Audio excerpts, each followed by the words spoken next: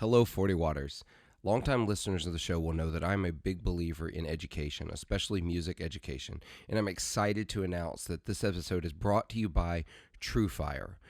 I've partnered with TrueFire to bring you an opportunity to get into their lessons at an affordable rate in a way that's going to help you, help the podcast, and get you playing more guitar. I'm excited to say that you can use the code 40WATT, 40WATT, at checkout to get 40% off your first or next purchase through TrueFire. That includes their all access pass to have access to all of their lessons and videos and jams. I highly recommend it. I use it myself. I'm a huge fan. I truly believe in TrueFire's motto of live, practice, and play. Please use the link below to get started, and happy learning. Ladies and gentlemen, welcome 40 Waters to this episode of the 40 Watt Podcast. Thank you for being here. I appreciate all of your support. Hope you're enjoying the content. Hope you're enjoying the season 2 of the podcast. I didn't think I'd make it past year 1, but here we are in season 2. Super excited. This week I've got a guest with me, and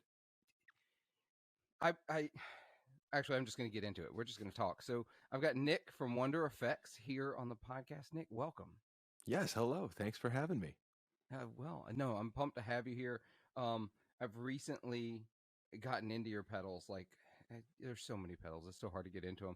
But I came across you on Instagram, like I come across so many pedal companies nowadays, and just full disclosure, y'all, I haven't done a video yet on this one on YouTube, but I have this the Wonder Fuzzhausen. Yeah, the Fuzzhausen. And this is the named gold after one, y'all. Yeah, Danhausen is the name of the pro wrestler, Danhausen. So making him a fuzz pedal, I mean, he puts Hausen at the end of everything.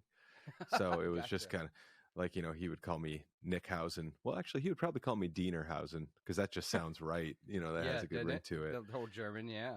But yeah, it kind of started off as a joke. We were like, Fuzzhausen? And he was just like, yeah, let's do it. And then it just kind of stayed. I just love the idea of a signature pedal for a wrestler. It's just such a wild concept. Yep, I figured this whole pedal company for me is kind of just doing things without thinking too much about it and just having fun. Like, I mean, the whole company started because it was like, well, 2 people I know wanted me to build them a pedal. I guess I'll make an Instagram for it and see if 2 other people want me to build a pedal. And I already had the name because of my recording studio. It's called Oneder Studios. So I was just like, well, we'll call these Wonder Effects because like I'll use these in my studio a lot and I already have a name for it. So it really just kind of took off, not necessarily in popularity, but like the ball started rolling very early and very quickly. And like, I think that my history of being a company is very much like many others, except mine was the first year was super fast forwarded. Like, oh, wow, yeah. A lot of people are like, well, I made clones for 3 years and then I learned how to do this and I got my artwork figured out after 6 years. And then for me, it was like, this month I did clones. This month I was figuring out how to get my own circuit. This month I found a guy who makes the circuits. This month I got the graphic design guy. And then before I knew it, I had a prototype for my own pedal with my own circuit in there, my own art. And I was just like, oh, this is a thing now. It's a bummer that people probably aren't going to buy this because this happened too fast. And then it started doing a lot better than I expected. And and then here I am. Yeah. Yeah, it's one of those where like you didn't even have time to notice it became a thing. It happened so fast. Right. And it was 2020, just like a lot of other companies, either they were formed during the pandemic or they really had to lean on their, I guess, entrepreneurship, if you want to call it that. I just call it me, freaking out, not knowing what to do. Recording studio is my main thing. And that's where I am right now. There's like literally a banjo in the background and a guitar sitting on the wall or on the couch. Yeah, it's really nasty over this way a little bit more. Yeah, you don't want to. So like this behind me, I'm in what is right now my studio. This is the bedroom in my house that I've converted to make a studio space. Excellent. Yeah. You don't want to see what's on this side of the camera or underneath Right. my feet right now because it is a wreck of cables and like there's a loop switcher over pedal looper switcher over here and like set up for Yeah. pedal demos over here that I've done one in the last 3 weeks because I've been swamped with my paying job, um, the job that lets me keep the house that has the bedroom. Yes. But it's a complete wreck, so I understand. Like But I have stuff laying like this around. This is a pedal. And I've used it on records for bands. oh my Um, gosh. so I pull this out and I'm like, don't judge me. We're going to plug into this and things are going to probably come because these are like socketed. So I could test different pots. Oh yeah. Um, So and then there's like a listeners, random. for listeners that aren't watching this, he just held up basically a circuit board with the jacks and knobs dangling from it on Yeah. wires. There's a lot of wires and it is the least road ready thing you'll ever see in your life. I've destroyed it a couple times and had to like resolder it. But yeah, what I was saying before, studio thing, pandemic, obviously not as many people are going to be filtering in, hanging out with me, making records. So the pedal thing kind of became well, I better do this. And then my accountant wife was like, hey, that pedal thing that you're doing is pretty good. So like keep that up. And I was like, wait, what? Wait, it's and making then 2020 money? Yeah, and then 2021 she's like, yeah, this is your main job now, dude. And I was like, that's oh, wild. cool. So yeah, 2022 I'm like actually paying attention to that and I'm like, okay, in addition to just stupid silly ideas, I should probably try hard too. Yeah, Well, put my kids through college. I've definitely seen an uptick in your visibility, not just from stuff you're doing, but from other people talking about it, which is really interesting. It's really cool. Cool. And why, I wanted to get you on the podcast because I wanted to hear this story, especially after I ordered this and it was wild. I did an Instagram reel playing slide through this and it was so good. Yes. God, it was so good. So we're gonna back up. So we're gonna back up just a little bit. I'm gonna do the typical thing that I do the first time I have a guest on the podcast, which most of my guests at this point have been first times because just started last year or 2020. Right. Back up. So you're a guitar player. You're studio guy. How'd you get into playing guitar? How'd you get into the studio? Let's give that what Blake Wyland over at Tone Mob calls the 30,000-foot view. How you got into it? Right on. Music came to me when I had like a little toy keyboard, and I think I started trying to play Bret Hart and the Undertaker's theme song on the keyboard when I was, I think, 6 years old. This is before Undertaker went to Limp Bizkit, right? This is pre-Limp Bizkit. Oh, yes. Because I remember my grandma, God rest her soul, she came in and said, why are you playing the funeral march on the keyboard? You're 6 years old. And I was like, no, that's Undertaker's song. And she goes, well, that is, let me tell you about that song, And I was like, okay. And then I don't know if she told my parents or if my parents just knew I was digging it and they bought me like a bigger, better keyboard. And I got really into that. And then 10 years old, I was like, I want to play bass. My dad was like, how about you play guitar? Because you could figure out bass later. And I was like, yeah, all right, whatever. And then my brother is a year younger than me. And then, they always wanted us to kind of be a package deal. So he's like, let's get you, I don't know, a drum set. And he's like, yeah, whatever, dude. And we became like the worst drum and guitar duo ever. But we loved to do it. And we got a little bit better over the next year. And then, fast forward to 14 and 15 years old, we started our first band, which became the band that we stayed in for 13 more years toured the world. And we were called the Swellers, kind of based around Flint, Michigan. Started off as like a little fun high school thing, and it stayed and became full-time touring, record label signed, making records. And so we hung up our touring boots in 2015, called it good. It was just more of the same. It was just, if we want to pay our rent or our mortgages, we have to go on tour. And then when we come home, we basically, it was like, okay, in order to live in this house that we're paying for, we have to leave this house because like that's how we made our money. It was going on tour. And we were like, okay, it's no longer sustainable. I guess we're Yeah. adults and staying at that punk rock level. Played our final shows and they were huge. They were awesome, which was very bittersweet because it was like we did some great stuff, like bucket list, sold out some venues we always wanted to play, let alone, pack out. And then that was over. So I'd been recording all this time and I was like, well, I guess I need a real way to make money now that I'm not in the Yeah. band. I should probably kick up the studio thing a notch. And yeah, been doing that for quite a few years now. And I'm still doing it kind of as a labor of love. I sort of closed down my studio to the public this Okay. year. Um, like basically deleted my website, which helped. Oh, Because wow. I really don't like saying no to people. Um, so I used to get a bunch of emails just being like, hey, I got these 2 songs and I want you to mix it. And the times have changed a lot with like what people expect in a mix. So they almost think that reamping guitars and adding fake drums and bouncing down a bunch of different stems to do stem mastering, like that is not me Right. at all. Like, so I kind of realized not only am I really busy, but the game has changed so much to something that I don't really dig as much.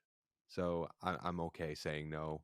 Um, but when bands that I love want to come record here, or my good friends, it's very therapeutic for me to do stuff that I dig. Um, and I get to utilize the studio and all my gear. Yeah, that's a shame when you don't have a lot of time, but you have a lot of gear. I kind of just feel like a pack rat, and I'm just like, oh, come on. I'm not looking behind But me. I'm, you I feel kind of it. feel it. You know how it goes. I actually went to my undergrad for audio engineering. Well, I did a dual Nice. degree in music and audio engineering, and I started assisting in a small studio, a very small studio, and started running one out of my apartment that I had. Like it was a big apartment. I had no neighbors, but it was still an apartment. Actually next to a canoe building company. It's another whole long story. Um, and Excellent. I think I helped. I had like 3 bands come in, and in those 3 bands, I learned I don't want to do this. Like there's not a part of me Mm. that wants to like. I don't have the temperament for it. I know I don't. Like Yep. I don't have it. I love playing music. I loved assisting in the studio. That was fine. I loved working around music, but me being like that lead, that person who's running the thing, like no, I don't want to do that. That's not fun. Did you feel like you needed to be more, like you would need to be more of an assertive person, or do you think that you were too like angry of a person and you needed to calm down? That Like was it. The which way angry. did you They need to come? like the Oh, arguing yep, with I feel it. musicians over what they wanted versus the actuality of what could be done or what needed to be done, and Mm-hmm. like not even like I didn't even deal with like legit prima donnas. Like I had this one friend of mine who came in and was like just super like wanted it done this way and da da da. I'm like that's not gonna work. Like that's a you were just killing time at Yeah. that point. It's not worth, and I'm not charging you. Like I'm not getting paid for this. Right.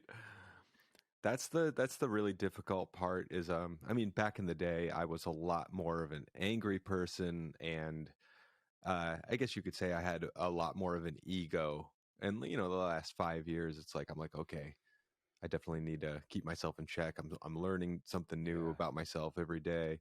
Um, but it's very hard when a band comes in here and they're like, "No, I really think we should do this, man." And it's like some rookie bush league thing that they want to do with their song, and I want to be like, "So you're telling me you know better than me, who signed to a major record label when I was 20 years old and toured the world 7 times over?" And you've never left your town? Okay, yeah, maybe you're right. And then, so like it takes a lot for me to not do that all the time, but I don't really mean that. I actually realize there's a lot of stuff I Yeah. have to learn from younger musicians. Um, there's a band called Hot Mulligan, and they're truly blowing up, like playing to 1,000 to 2,000 people now, which for like kind of like a pop punk No, that's band is big. very good. Um, yeah, better than my band ever did. And I recorded like 3 of their releases kind of back in the day. And they would come up with something, and my gut instinct would be like, that is not going to work, and it should be this way. And then I would stop and be like, I think this band, they're already more like 5 years ago, they were like more popular than my band ever was. And I'm like, I think maybe they're onto something. Let's leave that Yeah. part be, because I know that I'm going to be proven wrong, and I don't want to fuck up their record. Which, by the way, do I do swears on this? Are swears okay? I have Okay, cool. I don't have like a hard count, but like there's a point when I'm editing where I'm like, all right, that sounds like enough that I'll put the E next to it. I'll just put the explicit tag. Right. Yeah. I'm like the PG-13. I'll drop one F-bomb per podcast. But yeah, for real though, like, so that was one thing that kept me in check. It was like, maybe I don't know everything. I know what I like, but there's also things that I wish that I did back when I was in a band, like be hyper specific with your lyrics. I always hated that. I always was like, who cares what street you were on? Who cares what your two friends' name were that were sitting with you getting high on the couch? And then I look at these pop punk songs that are big right now, and they are just straight up verbatim journal entries in lyrical form. And I'm like, man, here I am being all metaphorical about like how life is hard, but like that was my style, like I liked when somebody came up to us at a show and they were like, this song reminds me of my mom who this happened to, and then she overcame this, and then in turn that made me and I'm like, that's cool that you took it that way. That's awesome. I'm glad it helped. Meanwhile, the song's about my dog or something, but who cares? So yeah, there's a lot of that. But yeah, if I had another go around, I might be a little less, I guess, artistic with my words. I would be a lot more, I don't know. I think, and that's the thing. I also underestimated the amount of words and syllables that, we call them the kids, the people at the shows, that they will sing back to you. Like Hot Mulligan, for example, one of their bigger songs off one of the records I did. The chorus was like literally almost rap singing. It was very fast. And I was like, this isn't a hook. This isn't a chorus. And then I went, but the kids are going to love it. And then watching them play that song live, every kid knows every single word. And I'm just like, God darn it. That's another thing. I'm going to throw on some Southern things instead of swears. Gosh darn it. So I'll say like dag gummit, and I'll do a lot of golly and good night. I like those. There's that comedian Nate Bargatze, and he's from like Tennessee or something, but he's like a very clean comic, and just hearing him say like good night, I'm just like, oh, I need to use that more. Awesome. Like, I think that's going to be me from now on. I think it's interesting to I mean, it doesn't help that, I totally see what you're saying and totally relate, but it's like I've been into blues and Americana and jazz since I was a teenager. You know what I mean? So like I was that person who didn't listen to Nirvana till like 10 years after Kurt had died. You know what I mean? Like I didn't. Right. Okay. I missed that's all interesting. of that wave of music because I started out listening to music that kids weren't listening to, and so they're definitely not listening to it now. So I joke that I truly am a geriatric millennial. I truly am. A boom millennial is what I've been calling it occasionally. Right, like you bridge that. That's like there's like another generation between the Gen X is behind boomers and millennials, right? So Gen X. So like you span that whole. You have like a bridge that goes across musically. It's wild. It's a crazy experience. Then trying to understand, but this, everybody says, at least the statement that's generally made about the public is, as you get older, you tend to always sort of reflect back on the music of your late teens and early 20s. And that tends to be what you like, and you don't experience new things. I've done the opposite. As I've gotten older, I like everything. Like, I don't shit on almost any music anymore. Like, this is going to sound terrible. My awakening to that, realizing I got rid of the term guilty pleasure out of my musical vocabulary. Oh, good, good. Yeah. Yes, that's healthy. I discovered it when I got into Taylor Swift. Like, that was what changed it for me. Like, her album 1989 came out, and someone told me I needed to listen to it, so I did, and I was like, oh, I actually like this. And then I was like, then everything became available to me musically. So yeah, when you talk about trying to remember that, Yes. hey, this isn't what I think is, but these folks are onto something. Like if it's working, something else is happening. I need to pay attention and let that happen. Oh, absolutely. And that's cool too that you mentioned that, you were into, excuse me, blues and Americana and all that kind of stuff. Because for me, one of the first pieces of music that I ever heard in my house was actually Oh Bonnie wow. Raitt, which I think my dad just bought that because it was like kind of had some Hmm. popular singles at the time. But like fast forward 30 years, I'm like, whoa, one of like the coolest blues and slide players out there just happened to be at my house. Like very cool. And then my buddy brought over a Meatloaf CD, Meatloaf Bad Out of Hell 2, still one of my favorite records Still a of classic. all time. And I was kind of like, this is rock and roll, 12-minute long songs. But then the next thing he brought over was like a Nirvana single. And I remember being like, there's 3 songs on this CD. This is the coolest. They're short, they're loud.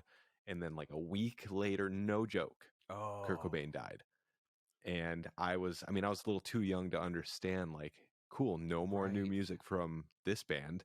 I was kind of just like, that, okay. But I remember, I was watching MTV and VH1 at the time. I was like 6. And I was kind of just like, all right, I don't really get it. Moving on. And then around 10, when I got my guitar, my dad was just like, all right, it's time. Here's Stevie Ray Vaughan. Here's Leonard Skinner. Here's the Allman Brothers Band. Here's Yes. Jimi Hendrix. Here's who else? I mean, he bought any like blues CD at Best Buy we could find. I think it was Albert King and Albert Collins. There Oh was like yeah, the two that's it. Alberts. I feel like it was them two. They had a CD together. Um, and then, yeah, I think I was maybe 11 or 12, and there was a painter who came to our art class who was painting something, and it was like a guy from downtown Grand Rapids, Michigan, where we lived at the time, and he was an older black guy, and he was drawing like a black kid playing a guitar. So after class, I went up to him and was like, I play guitar. And he's like, yeah, what do you like? And I was like, I like blues right now. Right. Cause like that's all I was listening to. And he was like, do you ever heard of Keb Mo? And I was like, no. And then he was like, "Oh, like you need to check out Keb Mo." And this Yeah, is, yeah. pre Napster. I would have to go A, remember the name and how to spell it, and then B, go find the CD. But the next time we had our class, he was back, and at the end of class, he was like, "Kid, come here," and he gave me his Keb Mo cassette tape. It was like a copy that he kept in his car, and I kind of just realized this so many years later, like how That's formative that awesome. was to have like an old dude just be like, here's some music to change your life and the direction of your Yeah. existence. Here you go, dude. And like, I still don't know the guy's name, or if he's even still alive or whatever, but like, I've been thinking lately, like, I gotta track that guy down and be like, hey, remember? Right. And who knows if he remembers, but I'd be like, I do guitar for a living. Like, that's my thing. Like, guitars are my life. So kind Yeah. of sweet, that I had so many.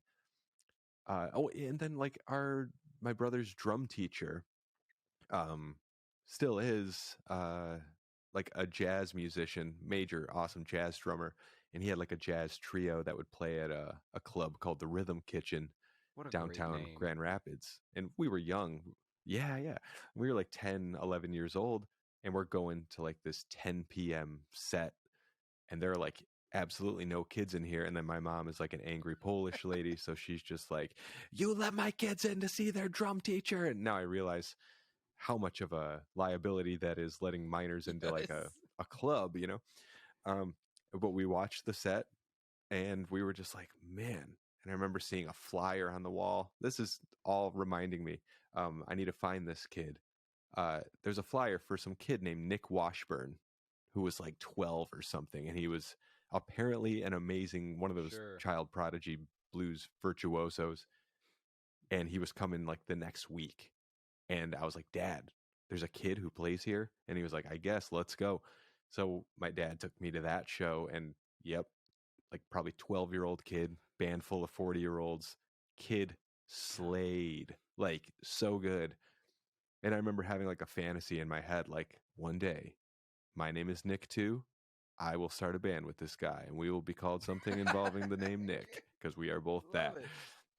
And then I never, heard about him again. And we moved away from Grand Rapids, Michigan, and stuff. Yeah, so these are a couple people I got to try to track down. Yeah, So I'm all about what that. a fun time looking back to find, because you can't ever see it at the moment, but to find those formative moments where like, oh, that was what got me doing this thing. Like, that's what sent me down this route. Yes. And what's funny is like literally talking to you like right now, I'm like uncovering that. Like this isn't something I've been like, oh, I should talk about that on a podcast. Like this is like, don't worry, the fresh, invoice for the therapy session will be in the mail. It's fine. All right. Is it covered by whatever insurance my wife makes me have? I don't know anything about that stuff. But what's one thing that reminded me too about, you said Nirvana, figuring out Nirvana later. Yeah. I knew Nirvana very early on, but when I started learning guitar, it was jazz, blues, basic chords and stuff first, but I had like a 65-year-old big jazz box guitar teacher that was showing me how to comp and read charts and improvise blues solos. I didn't know a bar chord, a power chord, until about a year in. And he didn't show me that. It was some kid down the street. And I was just like, I would love to play Nirvana songs, but I don't know how to play all those chords. And he was like, damn, now you got all the chords. And I was like, is this even possible?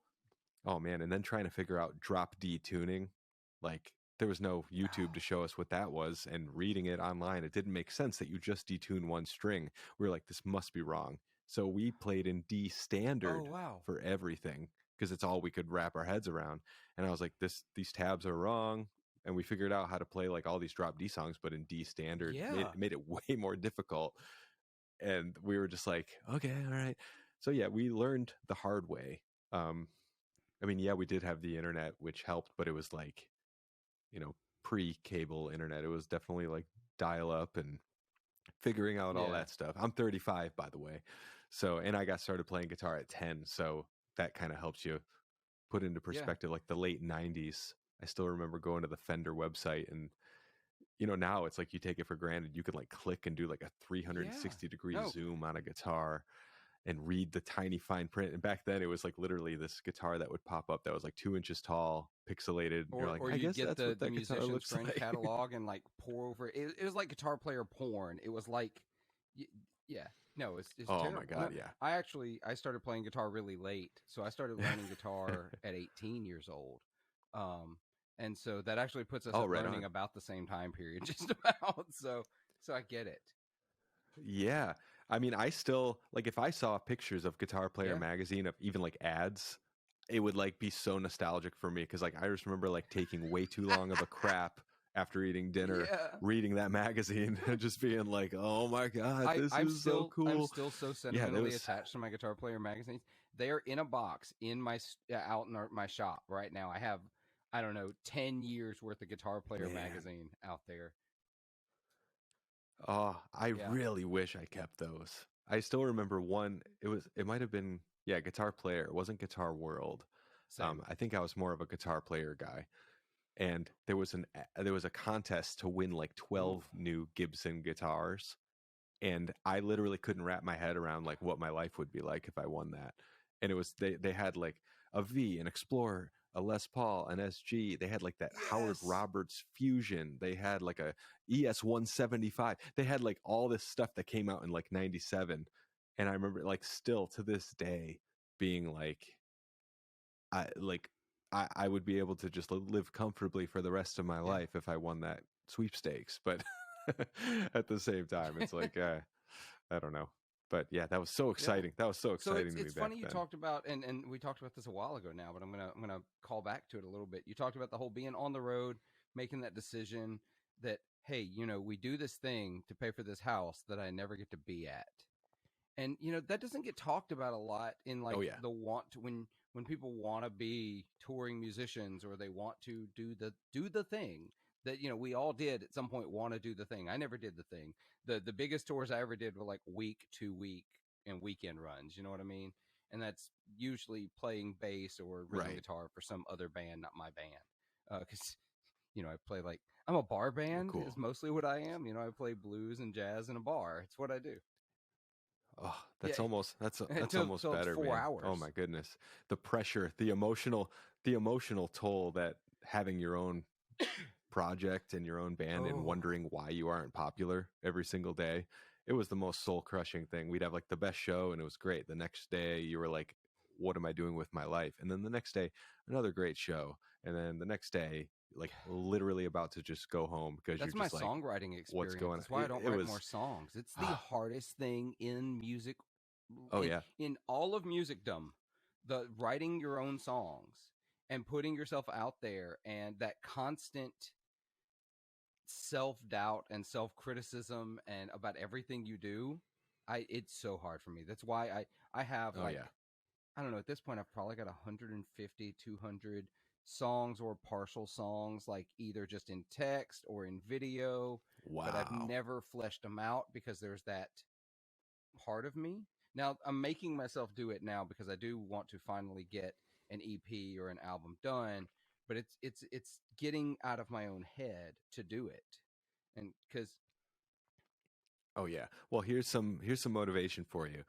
I haven't written my own songs or made my own record in about 5 or 6 years, which is insane right. considering that's part of me and I have a recording studio.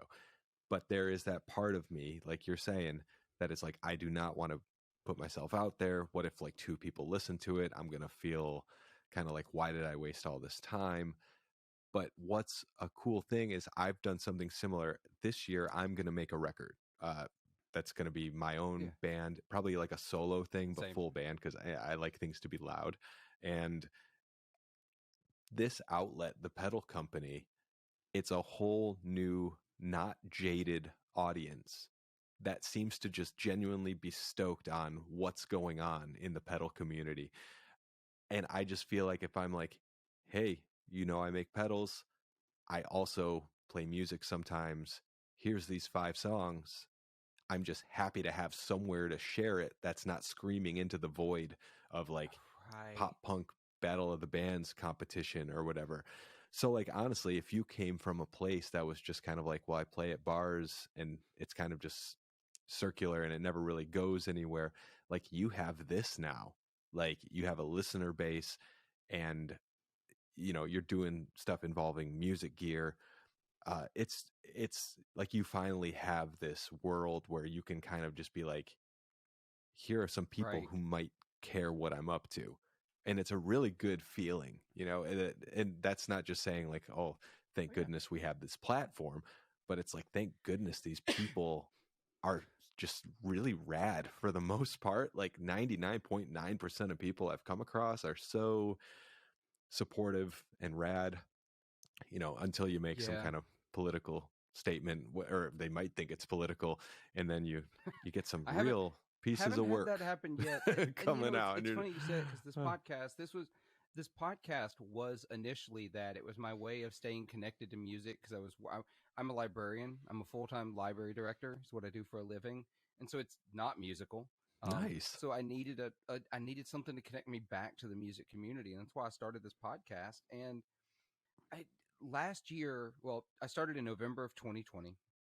I had plans for a podcast long before then. Regular listeners will have heard the story. I was originally going to just do it around Mississippi music and interview Mississippi musicians and makers and stuff like that. And I was going to do in-person interviews. I bought all this gear to do it, a portable podcasting rig, the whole 9 yards. And then COVID hit, and I couldn't do any of that. So in November, I was finally like, Oh I'm man, losing yeah. my mind. So I started doing this. And my loftiest goal was like, well, if I can get like, if I can just have it downloaded like 100 to 150 times in the first year, I'll feel pretty good about it. And now it's interesting to feel how fast it's grown, and Yeah, this man. community has grown. I'm at a point now where there's 500 downloads a week for this show. A lot of podcasters don't talk about their download numbers because That's great. everybody's ashamed because they're not YouTube Right. numbers. We don't talk YouTube on podcasting because those things aren't the same. But Yeah. Well, I mean, I even started my own little podcast, but it's like a short form, just me talking for 15 minutes. And unfortunately, I couldn't find the time to even keep that up.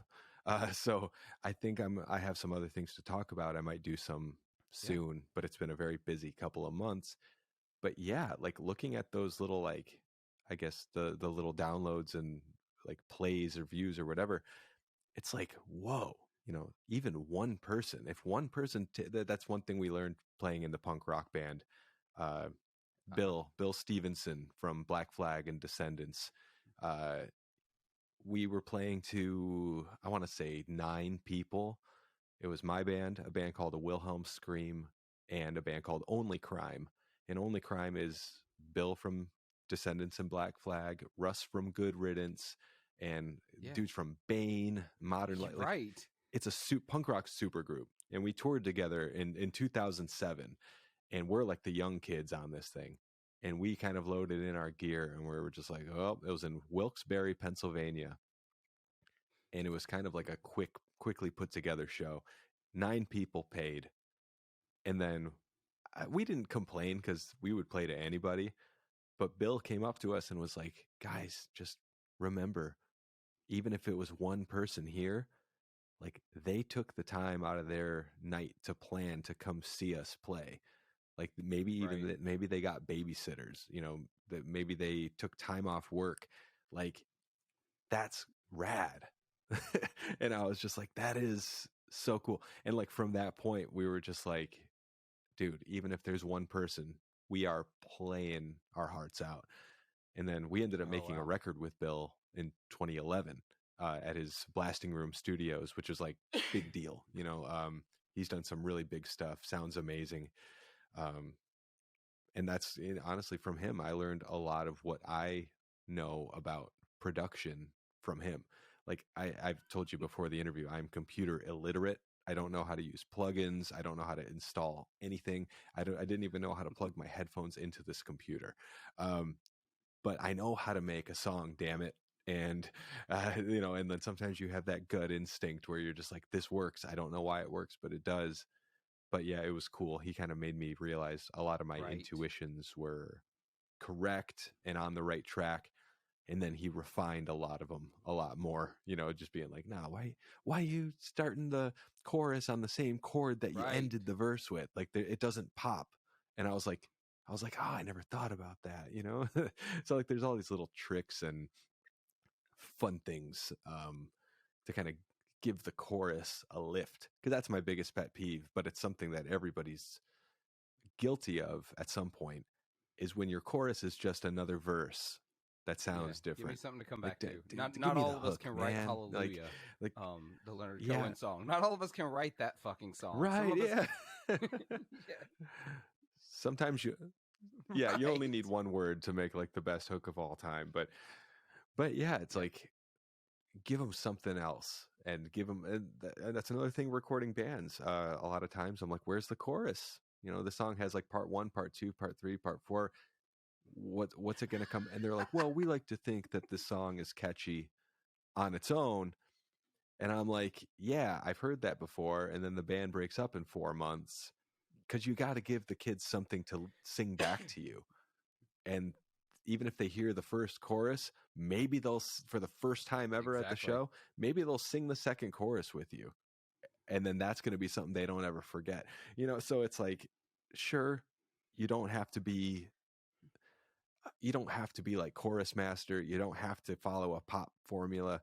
Your song doesn't need a chorus, but like, Yeah. come on. There's the old give me a chorus. There's like, the old Nashville just idiom, please. and I don't want to paint Nashville country songwriting as the pinnacle of songwriting, but they did know how to write a song. Like, if you want to talk about the craft of songwriting, there's no bigger center of it than Nashville, Tennessee. And there's a phrase they use: "Don't bore us. Get to the chorus." It's like, yes, I've heard. I don't know if it was Tom Petty that originally said that, or somebody told Tom Petty that, but I want to say Tom Petty was completely a spreader of that gospel, and then Dave Grohl. Dave Grohl was the second who kind of took it from him and kept it going. Though. Or but yeah, that whole craft of writing songs, and I took classes when I was in school at MTSU on songwriting, and it's because I wanted to Oh, get better at nice. it. You want nerve wracking playing your own songs in front of a bar room full of people, especially if you're what I call music to be ignored by. Like you're not like headlining a show. You are hired to play like background music, basically. Playing your own song there has Right. there's no nerves. You want nerves? Play the song you wrote in front of a classroom full of your peers and your songwriting professor who has written hit songs. You know, Oh my God. Yeah, very, that's yeah. stressful. It was not a I fun would say that is experience. stressful. It's funny because I mean, back in the day, my songs were so refined and not very experimental. Like we would change our sound a bit between records, but like the songs that I'm working on now are so there's no pressure at all for like the first time in my life. Um, and I'm actually really excited about that. Uh, just like there might be like a guitar riff Yeah, that's kind of drony and stony, for lack of a better word, and simple, and it just goes. And for the first time, I'm like, oh, I'd be okay playing this riff for a minute 30 straight with nothing else happening. Like it's just fun. Like so, yeah. I finally also I'm free from the shackles of like yeah. expectations of anybody who knew my old bands or because I'm not trying to get Right. You're signed. just I might recording not to even have play that a creative show if outlet. I'm being honest. Like, yes, and to use, the $30,000 Yes. 2 rooms that I built that I don't really use anymore. So it's, like, because this room and then I have a live room behind this computer, there's a window. It's like, it's a whole thing, it's like soundproofed and double drywall, green glue adhesive, and Oh yeah, the get the walls are right even angles out slightly of there. Yeah. angled to prevent, flutter. And yeah, and I mean, yeah, it's sure one day I could probably, if I decided to stop this forever, which I probably won't, I could Yeah. turn this into like a nice little basement living room. But it's like I should probably use it, use it for some pedal demos of my own. That's it. It's like I got the means to record it and I can make pedals sound good. That's kind of why I started this whole thing. But yeah, I really want to make a record. Um, I just have to kind of devote some time to it. Yes. Some Take care of yourself. self-care, as they say. Yeah, they're like, take a shower, make a record. No, that's just what my wife says. She goes, take a Uh, shower. so You are let's talk about the disgusting. pedals here for a second, since Yeah. we've gotten pretty far into this and we barely scratched the surface of the actual company you run of making your pedals, which is fine. More often than not it ends up Oh we don't yeah. talk that much about the gear, but obviously I've talked about the Fuzzhausen because I like it a lot. Um, I like simplicity, and this has no Awesome. knobs. Thank you. So no knob fuzzes are the best fuzzes. Just Hmm. set it and go. Um, but you got a whole line of stuff, and I'm Yeah. not even familiar with all of your offerings at this point. So give an idea of what it looks like you've got currently out. I know you made a whole run of these. I think you're out of the gold finish at this point. I Oh, think I have enough to build more. I don't know how many there are, but like after that, it's going to be pretty done. Just like a couple weeks ago, I kind of reposted them for sale, but it's more of gotcha. like a built to order. They're not in stock, ready to go. Like I actually have to build Yeah. like 6 later Yeah. today to ship, but I have like the guts built. All I have to do is kind of stick it in the enclosure, solder it up, test it. Um, but yeah, it all kind of Okay, started that's off what I was with going to this say. I know pedal, you've the got a Wonder drive. Drive, which was sort of my, yeah, and this was kind of like an accident, Mm. a happy accident, as David Lynch would say. Um, I was working on making a different pedal. It didn't work out. But then I found one setting that I liked, and I was like, I can strip this pedal down to 2 knobs. And then there was a problem I didn't like. There was a sound that was not good sometimes.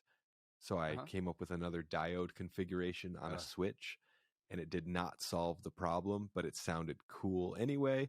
And then I was like, I think this is sweet, and I'm going to put it out and call it the Wonder Drive, and it might be my only pedal that I ever put out for my company, Wonder Effects. Let's just call it the Wonder Drive because it goes from boost to fuzz. Cool. Which is a distortion. And then I made the Red Rider, which was kind of like it's a distortion. It's like Rat at its heart, plus, some bells and whistles, clean blend, and like a low end contour, a couple diode configurations. And I just wanted to call a pedal Red Rider and I was just have about to say, something that worked really well on pedals bass. that add a clean blend, because that means if I'm on a bass gig, that I can use that pedal for that as well. Not enough pedals that do it.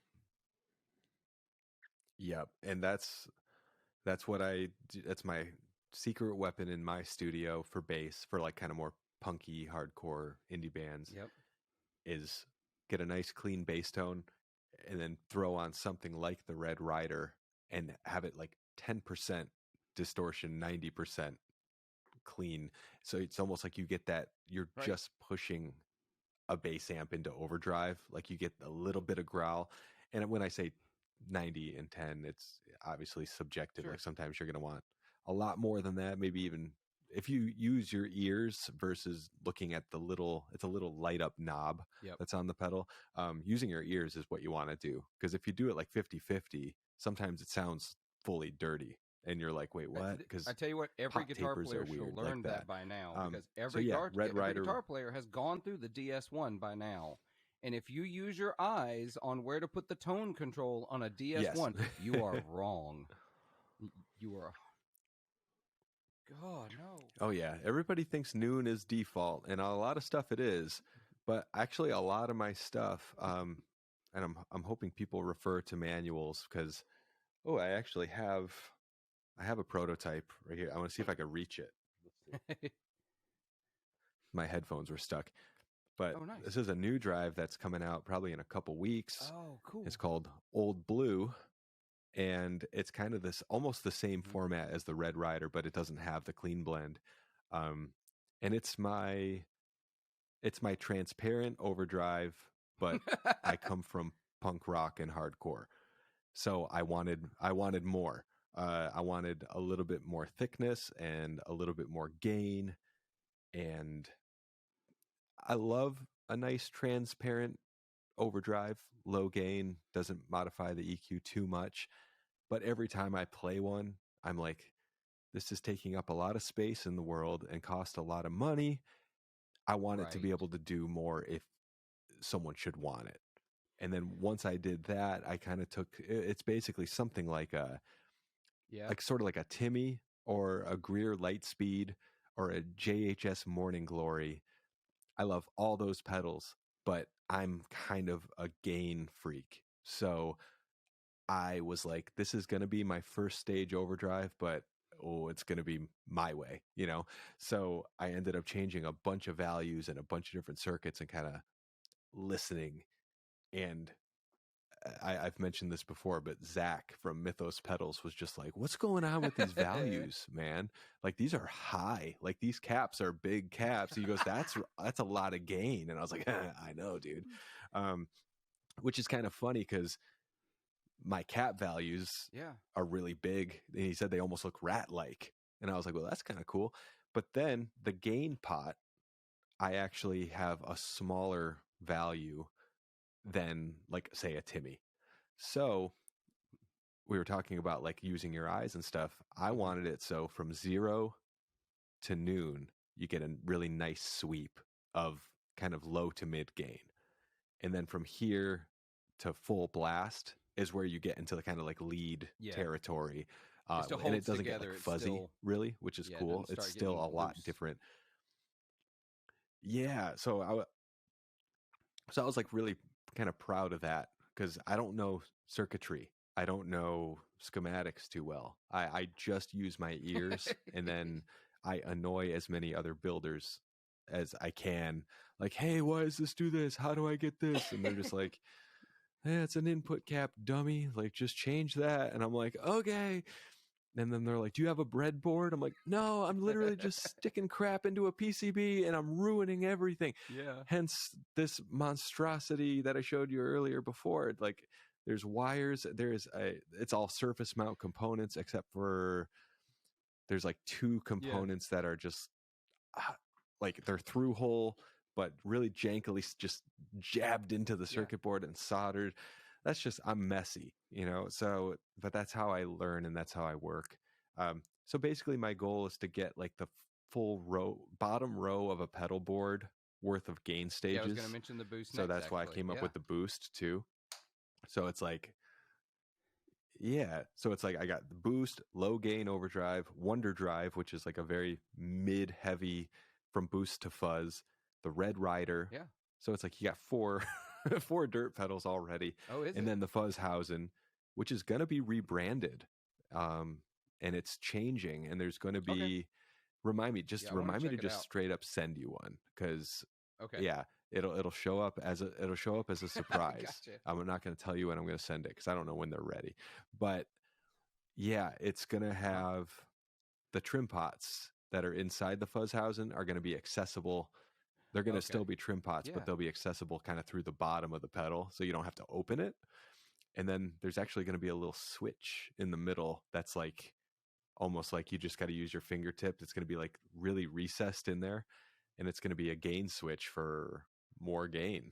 Like basically removes the input resistor, and now you're speaking you get some crazy octave sort of harmonic sort of sounds, and so it gets pissed. But and it's still going to have the very evil setting, but really it's just going to be called like the red mode on this, which is essentially just self oscillation. It just creates a tone. And that whole thing was basically invented. I mean, there's other pedals that do stuff like that, but on my pedal, people were like, I want a simple fuzz that has a button or a switch that just makes it go crazy so I can make noise. And I was like, what? Like, what is that going to be? So then after I figured out you can control that pitch and the oscillation with volume and tone and on your guitar. Yeah. And also, like, if you put like a wah before it, it makes weird stuff happen. Put a wah or something after it, makes weird stuff happen. So if there's a buffer before it, it won't really do that stuff. But yeah, it's just basically I wanted to make it like a noisemaker, and shoving a reverb into that is really crazy too. Like there's, for like shoegaze weirdos. So it's an extra. I like the fuzz it is. I love the fuzz on the green mode. It's perfect. But yeah, if I you haven't go to even that, opened up the back to look at the trim pots. Like I don't want to touch them. Yeah, really, it's just master volume and then something that affects the very evil setting. But it's just, it's not super. What's the word? Right. It's not like user friendly. Like you think if you turn it this way, like you're going to get a clearer signal, or you're not. It's just going to be different but equally horrible. Different but equally horrible. So maybe funny. I'll put that in the manual. Yeah. We talked about this before we hit record. This trim pot isn't what you think. The very evil setting, I mean, it does. It just goes out of control, and it's going to do the thing. It's like, that's what it does. And actually, and so it doesn't work for my styles of playing, but we were talking, and I was like, if you were into synth, or you were into like, oscillators that created a tone that you then shaped and did weird things with, like that's it. That would be so cool to do something. That is not my pedal board, but yeah. Because I've heard of some people that, like, all right, I've heard of some people say that like they couldn't even hear their guitar through the very evil setting, and I think maybe that's where the trim pot will come into play. Like, so you adjust the sensitivity of it, but like I mainly use it to do. It almost makes it like a double gain with like weird harmonics, but the second you stop playing, you're gonna get the so it's kind of, if you can kind of find an annoying but fun way to make that weird noise work with your riff. I've heard a couple bands use it as like just like a feedback generator during pauses, which is very cool, so it's it's a super annoying feature that a lot of people are just like, oh, I find it so useful. And I'm like, all right, it's kind of a monster, but sweet. I'm glad that I'm glad you like it. But, the pedal's The already cheap green enough side where has it's like, hey, this is become just an extra my thing. Take it favorite or leave fuzz it. for slide guitar now. That is my favorite fuzz for slide guitar. Um, Oh, yeah, that's so cool. It's like I said, That is one, so rad super to hear. simple. Thank I you. like that. I show up to a gig and I've only had one gig since I've gotten the pedal. I've only had one electric gig since I've gotten the pedal, but um, I've had several acoustic gigs, which those are fine. I'm not putting a fuzz pedal on that, although that might be interesting. Um, I don't have to show up at the gig, Right. look down at my pedal board, and go, okay, what do all these need to be set at again? Nothing. It doesn't get turned in my pedal board. No knob in the bag. Right. No knobs get twisted. I know what this is going to sound like when I turn it on. I have gone on this quest to get as few knobs on my pedal board as possible. As long as, yeah. That is actually a nice idea. Just kind of have everything kind of set and forget. But yeah, as long as that pedal's not on that red mode, you got to look down so it doesn't just start screaming at you. It's like you're about to play a nice, tasteful slide lick, and it's just like, no, it's a thing. Not today. It does a thing, but it's definitely not going to be. Oh yeah. I was actually I was kind of surprised that a lot of guitar players, they almost prefer and like noisy pedals, like glitchy, so gainy that it just like shorts out. A lot of times people like those harmonic percolators, and they talk about the clang, and they're like, oh, I love that clang. And it's funny because for me, I'm like, no. Like, I want it to sound usable for like my kind of music. But then I realize, it's like if you listen to a lot of those bands like Steve Albini's bands and stuff, you're like, oh, like, okay, I get what they're going for or what they dig. And bands like Sonic Youth, like there's these very shrill, very gnarly sounds that it's actually not a world that I was ever into. But now, in my older age, I'm like opening myself up to that. So yeah, all my pedals are very useful. Except for that very evil setting, where that was the exception to the rule. That's my like gnarly crap. But the boost and the drives and the distortion, they're all basically meant to, if I had a clean amp at like an indie rock or a punk rock hardcore band show, I'd be able to like make my set work using a couple of my pedals through a clean amp. So that was kind of my goal. It was just like, I want it to be useful, tasteful, versatile. If I was in the studio, which one would I grab? So that's kind of how I looked at everything. But yeah, soon, I think I probably have 2 more stupid dirt pedals in the works. Okay. There's actually a Overdrive V2 that may or may not ever exist. And basically people love the Overdrive as is, and I'm flattered. But personally, I have gripes with it. Like I want it to sound a certain way at lower gain, and it doesn't. It's cool, right? But this new version, it's like a V1 is still going to be in the box, but there's going to be a V2 switch. And I think it's going to make the pedal, for me, I'm going to like it so much more if I'm using it at low gain. Yes. But it adds like twice the circuitry. So there's like 84 components inside the pedal, including like a foot switch, the ones that click. That's it. They're a 3PDT switch, triple pull, double throw. I think that's what it is. Yeah, I don't know these things. I just use them. They make those that are toggle switches as well.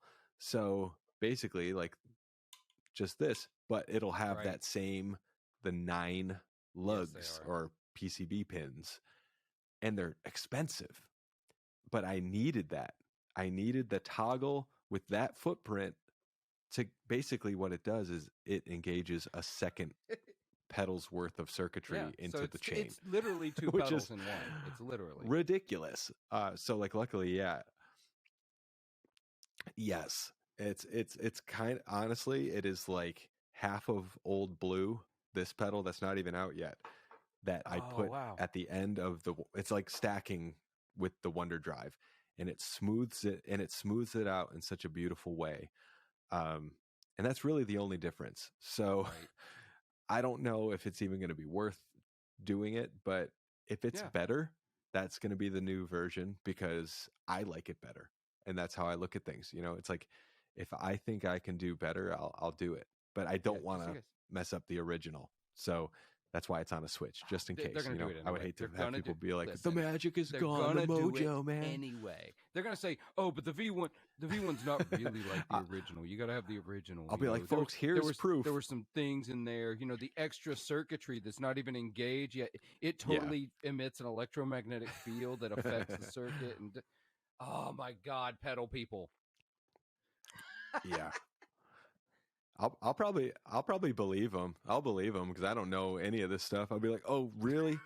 It's like, I didn't know that the microphonic caps are pulling on your pickups, bro. Like, I don't know any of this stuff. But these are the same people. I just want it to sound good and for people to be happy. These are the same people who somehow genuinely believe that there is something magical about the original Klon Centaur, and that circuit cannot be replicated, because it's not an electrical circuit that we can reproduce, perfectly.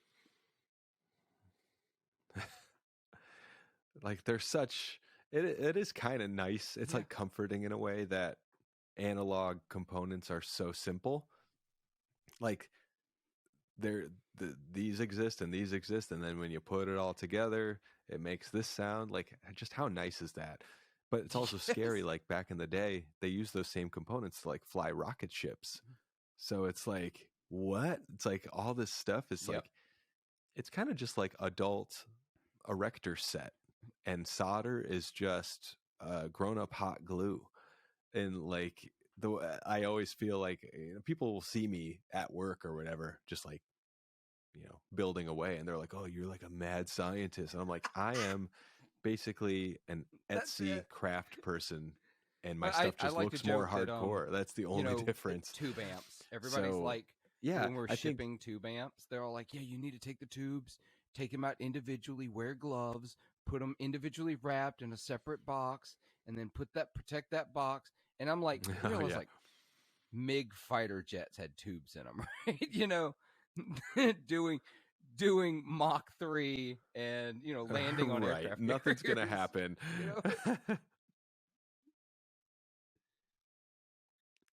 I know. It's also the whole like, take the tension off the neck, like loosen your strings before you ship it.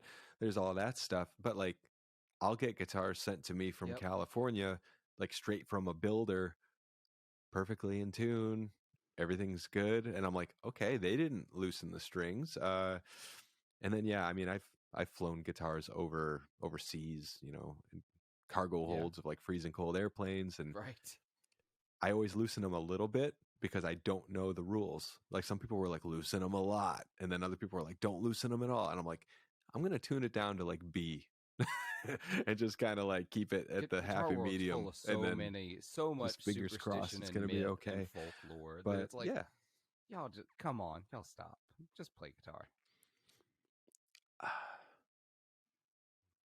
I wish that I had real answers, because I pretty much broke 2 of my amps recently, and like, I don't know what I did, but I think it was user error. But so I don't want to talk about the company because they're awesome. But no. I think I broke the nice new head that I got, like 60 cycle hum, 120 hum. That is just overwhelming. And it was kind of consensus that it was like, change the output tubes, you'll be good. Yeah. And I did, and it's back. So I'm hoping it's something simple like a grounding issue, and they'll just be like, oh, hey, the grounding was messed up. Click. But I just have this feeling they're going to be like, you blew up the transformer, you idiot. Which in all my years, I've never done anything bad to an amp. And then I also have, I do have a Fender Deluxe reverb, like the 68 custom, one of the new ones. And I'm pretty sure I messed that up. Yeah. I think I just like hot unplugged the speakers one too many times, and it's just like tired of me. So I think that I broke that one, but so I'll take blame for that. But Yeah, that's always a Yeah, fun I think I time. gotta And go finding take a those trip to the anymore is amp getting harder and repairman harder. soon. Uh, Yeah. okay. Oh, nice. Yes. Apparently, I got a new guy up in Saginaw. He's a friend of a friend in Saginaw, Michigan. I That's don't know his true. name. I would You don't shout want him to out. endorse him till you Also, know. not going to shout him out because what if he sucked? That would suck. Who knows? No, but apparently this guy's awesome. So I'm going to go on up and Yeah. just be like, please help me, and don't make it We've a got lot of money. we're lucky here in town. We've got a really I'm good amp tech. scared of what I did to I know this two amp. good amp techs within one in town and one's about an hour away. And it's having people that you trust and know that are good at this. All right. That's every guitar player. If you play tube amps, stop what you're doing right now and start the process of finding your local good tech, because you need to know who that is. Not saying your amp will ever go down. I have never. Yeah, see, my way of hold on. I have never in what am I now, 23 years of guitar playing, had to take an amp to a guitar tech for repair. I have taken a guitar amp to a tech twice. Oh, Once right on. I have a Nice. 1970 Super Reverb that I had converted to black panel spec. So I had that done with the guy that's about an hour away. Ooh, And then very nice. I had to take it back. I did have to take the Super to look at the caps that were on the tone controls, because I think they were going. I mean, they're 52 years old at this point, 51 years old, whatever. And so he looked at those. It turned out I didn't know this about Fender amps. They have like the jack behind the plate. Now, I've actually worked on amps, not a lot. I can do basic stuff. If I see that a capacitor is blown out or burned, I can change that. That's easy. I've done that on like even PCB amps, but I couldn't find this. Nice, yeah. And so I was like, you know what? I'm going to take it to him anyway. I want him to reduce the speed of the tremolo in that amp anyway, because I think Fender amp tremolo is too fast, even at the slowest setting. So he did that, and he said, what I actually did, he cleaned the jack, because it's not like a regular jack on a guitar where there's just there's the hot and there's the ground, right? That's fine. It's real simple. No, there's another thing in there. He said that separates, and when you unplug, it basically mutes the circuit instead of like it disconnects something. He's going to have to tell you more. And so that connection can sometimes get corroded. And if you don't get in there and clean specifically that section, it can get a little noisy even at idle. And so he cleaned that. It has had no issues ever since then. I know, right? Oh, okay. Wow.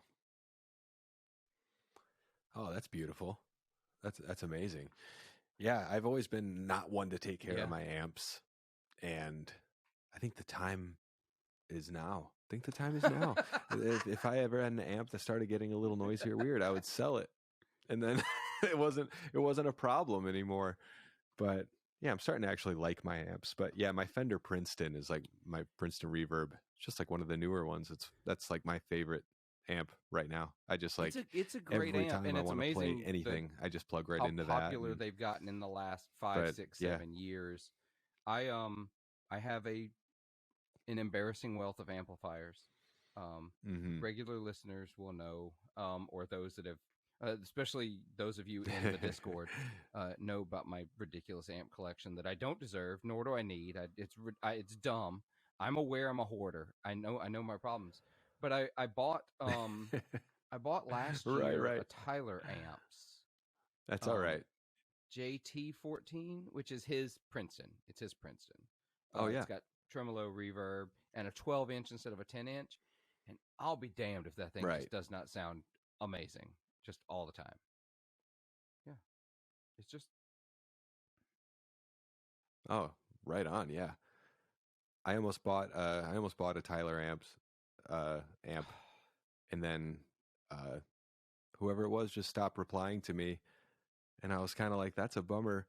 And then I heard through the grapevine that they thought that I was trying to get free amps. Meanwhile, because I think that's something that they had experienced, moochy people looking for like a deal. Yeah, so Tyler, I wanted to buy a couple amps. I know how this business works. I'm not looking for any freebies, but yeah, maybe perhaps someday that door will open again. But right for now, I've got several amps to repair, and I will probably break anything that comes my way because I am amps are their own thing. not careful. Just get a Helix, man. Yeah, No, man. I'm kidding. Helix users, I'm not making fun of you.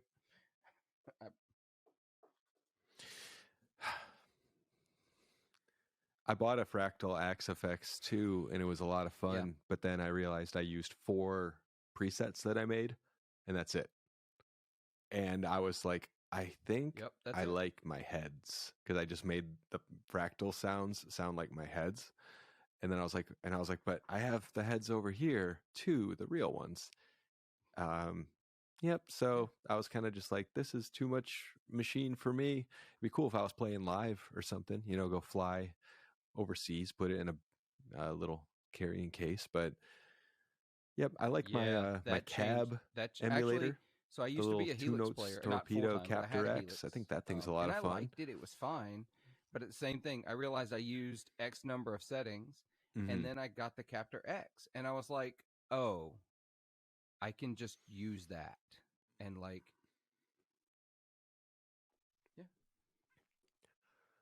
just use all your amps and record it real easily. I had an aux box that was a lot of fun. What do you think about the aux box versus the Captor X? Yeah, technology's cool. It makes things sound nice. I think that I might have liked the sound and the usability of the aux box a little bit more, but it kind of, I started getting a little bit of noise going on. Right. And I don't know if it was like from my house electronics because it was at my old house, like the power there. But like I said, if something's broke, sell it. So I sold it, and I was like, I don't want to buy one of those again just because it was a lot of money. And I was like, I heard that the Captor X is good, and people say it sounds good or it sounds bad, and I've heard some people say they couldn't get a good sound out of it. And I can see why they said that, because the preset, and I started playing, I was like, oh no, this is tragic. But when I moved the mic axes a little bit and the mic distances a little bit, then there's like that enhance setting or whatever it's called, and there's a couple little knobs you can twist. I got it sounding just like a cab, and I was like, that I am super happy with how this went. So I'm not saying that it's the user's fault, but if you don't have a good sound, you kind of have to do a little tweaking on your own, and you can get it going. Like, that's one thing. My favorite cab is a Marshall 412 with greenbacks. I bought it in like 2003. I used it in all my touring days and recording. But every single greenback emulation that I've ever heard, it just suddenly makes the cab go. And I'm like, that's not what my cab sounds like, man. So I always get so bummed when I hear like a greenback preset, because I'm like, I get that you think it needs to sound a little bit more this vintage, like whatever. But so I always end up having to do some tweaking, and then I'll get my greenback sound to be what I know it to be. But it's always such a that's like the most disappointing thing to me is every time I go from like modern to vintage anything, it just sounds worse. And also there's that there is that trick though. Like when you hear something with scooped mids, it sounds good to our ears. And then once you kick mids back in, it'll sound very honky and horrible. And it may take quite a few minutes and going back to it for it to sound usable again. There's something about mids that are very, very tricky like that. So like when I was working on the mids on my Wonder Drive, like there was a certain value that affected the mid hump. And I remember getting it really high up there and being like, ooh, like that's rough. Let's bring it back down. And then I like removed the transistor completely, and it was flat. And I was like, that actually sounds nice. And then when I put it back in, I was like, oh no, like it's like honky, it's nasally. And then I came back to it the next day and I was playing it and I'm like, this is perfect. Let me put the transistor back in. And then I turned it around. Transistor was in. The mids were there. So I was like, gosh, darn it. Golly, folks. And yeah, so so it does that. Like mids not are playing any gigs. They're kind of a weird my thing. My first gig was a blues festival in 2021, and I was on the outdoor stage, so got to turn up, be a little louder. And I'd been playing in the bedroom for so long. I got on stage and during sound checks hit that first chord, and I was like, oh, mids. It's a lot of mids. Because, in the bedroom, you don't hear, like, your volume comes down, so you don't hear them as much. Plus, yes. You're probably scooping them a little because you're playing by yourself.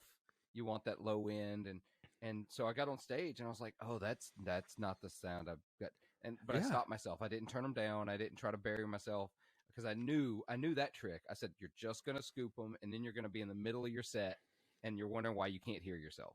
I said, just adjust. Take time. Let yourself readjust to live, loud volume and mids being in your rig again.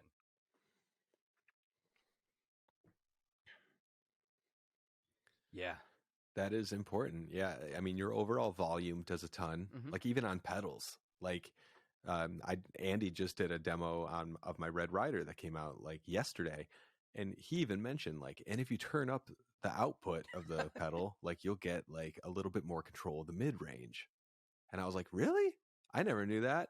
And then, I did it and I was like, you're right. Like if you crank the level knob on my Red Rider, like you kind of get a little bit more present mids. So like really push your amp with that. And I'm like, that is neat, And then, same thing with when bands come into my studio, I'll get a sound and they're just like, I like it. I like to feel it. The guitar tone. They're like, I like to feel it. I like to keep the bass on like 8. I'm like, yeah. Like when you're on stage, you like to stand next to it and you feel it. And they're like, yeah. And I'm like, okay, we're recording. There's got to be room for the kick drum. There's got to be room for the bass guitar. I promise we'll make your guitar sound big, but it's not going to be with that bass knob. There's a bunch of little tricks, and you got to sacrifice the things that you like on stage and in your bedroom when you're playing for the record. And then same thing, like when you're playing live, like this, I have a Victory Amps V40 Deluxe, and there's a mid kick switch on it. And when I turn up that mid kick, when I'm playing by myself, I go, why would I want that? That's not good. Yep. When I played with somebody with it, I was like, I really want that mid kick. Especially in 2 guitar bands. And then I was like, all right, that's what that's for. You got to have something. Oh, yeah. Yeah, mids are cool. I used to be such a scoopy mid guy. I mean, even to this day, I am a little bit like, I guess I don't play like my punk rock music like I used to, but I have a Rockaverb Mark III, and that's like my high gain amp of choice. But I keep the EQ at noon, maybe a little bit more treble. But I love to have that like that slight scoopiness of that modern, because that's my favorite guitar sound. That's like kind of modern punk rock, whatever. It's like a modern metal amp, and then you turn the gain down a bit, and it just becomes this like just great high gain sound that doesn't sound shrill. Because I think a lot of people like a JCM 800 Goost to get to that point.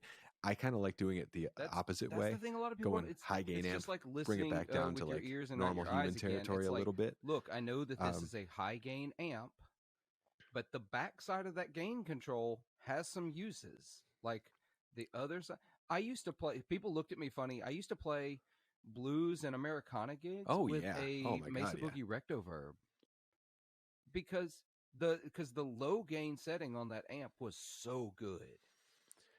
Yeah, there you go. Oh, I bet. Yeah, I played. We in 2009 and 2010, my band we did a tour with Paramore, so that was like 3,000 cap rooms, and then we toured right after that with the band Less Than Jake, a ska band. Like immediately, literally, drove from LA to Philly to start that tour. It was like a 3-day drive. Started that tour. And then I think we went home after that one. It was like a 90-day wow. time we were gone. But I was playing a Crank Rev 1 head, which is basically kind of like a rectifier style thing. But yeah, my gain was at on 3 or 4. It was just kind of like, and I was using the high gain channel with the gain dialed back. And yeah, people would come up to me and just be like, and my head was kind of hidden in a road case behind the cab. And they were like, what were you playing? Your tone was immaculate. And I was just like, let me tell you. So I'm kind of sad that I got rid of that head because I did get a lot of compliments on that. But then I ended up playing a Mesa Boogie Mark V for like the last few years of being in the band. And yeah, that was like a little bit less Metal Kid. I've not tried the Mark V, but also a little bit more Metal Kid at the same time. I've tried a lot of the lower gain stuff, stuff like the Lone Star and they're so good. Yes. Oh, I want a Lone Star. I really do. Just because of Andy Timmons. I think that dude has the best guitar tone I've ever heard in my life.